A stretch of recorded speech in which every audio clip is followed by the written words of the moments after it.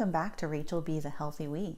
Today we're going to be making a microwave coconut flour cake that's both gluten-free, keto, and clean. Today I'm going to be making mine a cake, so I'll be using powdered erythritol, shredded coconut, and vanilla extract. If you want to make your savory, just go ahead and withhold those items.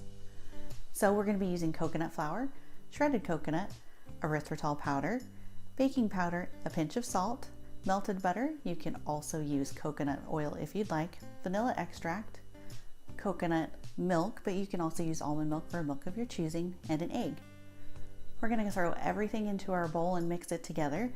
These are a couple of Tupperware containers that I use because I like the shapes, and the larger square one's actually a perfect size for a sandwich.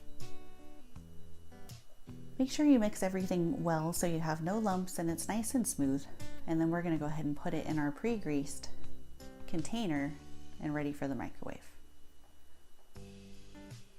Once we get everything in there, we're going to want to even it out. You can use your spatula, but I go ahead and just kind of knock it on the counter, get my air bubbles out, and even out my mixture.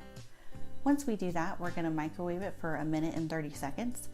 Keep an eye on it, make sure you're not overcooking. That should be approximately correct, but you can start with 1 minute and 15 just to make sure. Once it comes out, we're going to flip it over and go ahead and let it cool completely. When we're done, we'll come back and see what we can do with it. And there we go.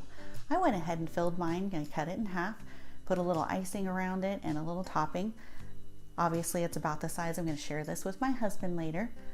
You can do whatever you'd like, whether that be put a little whipping cream and some berries. This recipe can also be made savory, so you can try sandwich bread or a biscuit. Either way, I hope you enjoy, and thanks for watching.